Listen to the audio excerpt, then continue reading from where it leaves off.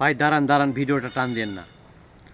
আমরা সবাই এত সৌভাগ্যবান যে এমন এক নবী পেয়েছি, সর্বশ্রেষ্ঠ নবী, সর্বশ্রেষ্ঠ রাসূল, সর্বশ্রেষ্ঠ মহামানব, সর্বশ্রেষ্ঠ প্রেসিডেন্ট, সর্বশ্রেষ্ঠ নেতা হযরত মুহাম্মদ সাল্লাল্লাহু আলাইহি ওয়াসাল্লাম। সেই নবীর উম্মত হিসাবে আমাদের দুনিয়াতে প্রেরণ করেছে মহান আল্লাহ তাআলা।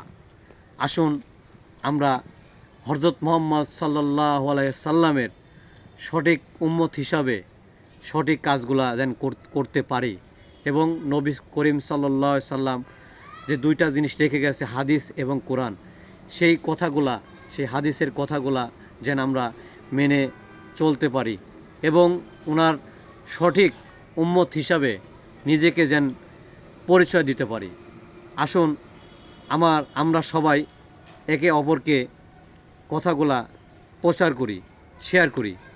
আমার এই ভিডিও যদি আপনার একটু ভালো লেগে থাকে, একটু ফলো দিয়ে পাশে থাকবেন।